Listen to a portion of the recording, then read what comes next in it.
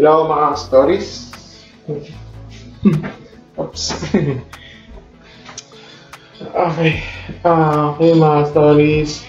Welcome back to our channel. So, ngayon, another may another reaction naman tayo tungkol dito sa galing naman sa Reddit sa reaction naman number 3. So, meron ditong napukaw sa akin itong sa isang mga post nito. Ito galing ito sa ito sa Vicious Tomato. So mayroon siyang may advice dito, parang my dad died today, parang si Batman sa dami ng lihim. Bakit dinamay pa si Batman?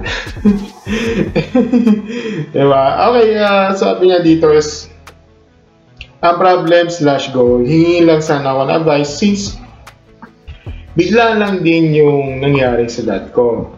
May nabasa kasi ako, mahirap daw makuha yung laman ng bangko kapag dineclare mong patay yung may-ari.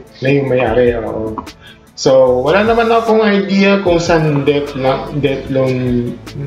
or loan siya. Okay.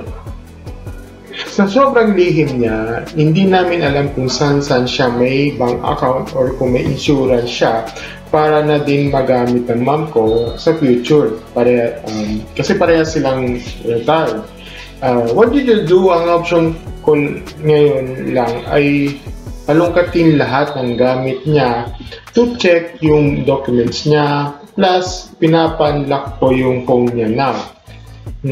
Ano yung challenge ang inaharap nyo? May kapatid ang half siblings ako sa side niya.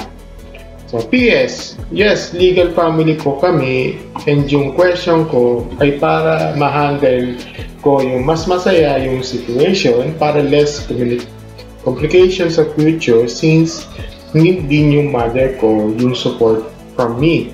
And possible meron din from my late father kasi kahit gusto ko magluksa, need ko yung function na maayos in all aspect. Hindi ito aabot mana to avoid misunderstanding. Thank you. Okay. Okay, medyo legalities ang pag-uusapan natin dito. Medyo hindi ako eksperto sa mga legal aspects, no? Lalo sa mga yung mga kasunduan. Sa bangko man yan, insurance man yan, di ako expert dito. Pero try kong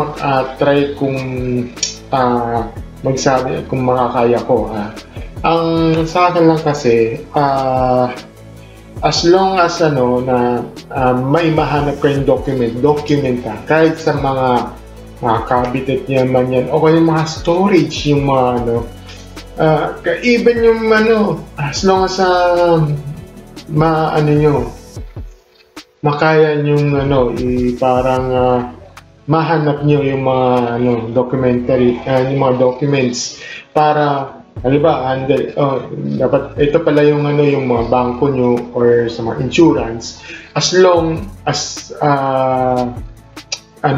makuha nyo yung kasi kung tendency kasi yan, pag hindi nyo na sa sobrang lihim at medyo yung parang insurance yung bangko nyo, pag hindi na nakuha, lalo na pag na-close account yan, na-close na, medyo binapadala naman supposedly, di ba, yung mga ganyan na yung account mo, mostly pinapadala sa iyo yung pag hindi na natenga, papadala sa iyo ng hard copy yung sa mail, airmail ata, o yung papadala sa iyo yan.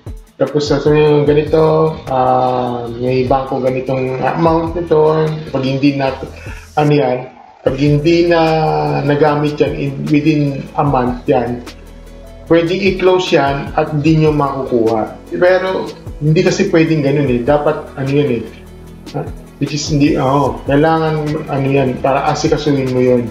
Kasi my dad is pass away, ganito. Dapat para yung account mo ma-transfer. kailangan meron kasing sa anong documents para sapat na documents para malipat yung pera sa iyo. As long as mayroon kang sapat na documents, even insurance man yan, or loan, kasi minsan tatawagan yan, pupuntahan ka sa bahay mo. Hindi ko alam na mas mainam na asikasuhin nyo na lang. Yun lang naman. As long as mayroon kayong makikita man lang ng documents, yun lang naman masasabi ko lang dito. And yun, sino at saka yung sa mga nanonood ng yung mga dyan, yung mga husband nyo or wife, o yung mga may edad na, may mga yung may mga anak na, sana naman huwag yung sana huwag yung ilihim lang.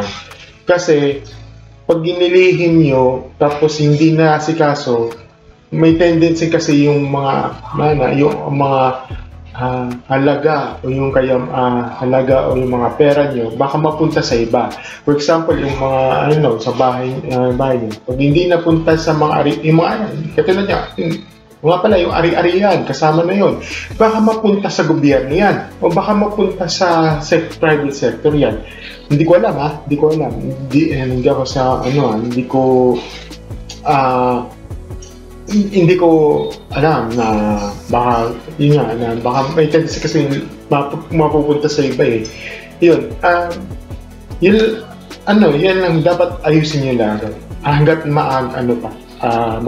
Tapos huwag yung talagang lihim talaga. Kung meron kayong partner man lang, have to alamin nyo, lalo na pag kung meron kayong insurance or financially, have to alam niya para in the end, alam ba na nabawi niya. Huwag naman sana mayroon kasing yan para mayroong mapakinabangan sa iba, sa anak niyo or sa mga partners niyo. Yun lang naman. Kasi yun, di ba? Sayang naman kung hindi na actionan, wala. Kung nalihim niyo man lang, mapupunta sa iba, imbes na sa mga pamilya mo. Yun lang naman ang masasabi ko. Yun lang. Thank you sa lahat ng sa nanonood na one video a day. Thank you. Sana supportan niyo sa akin channel. Kahit dalawa yung subscribers, so sana kalat nyo. Tinatry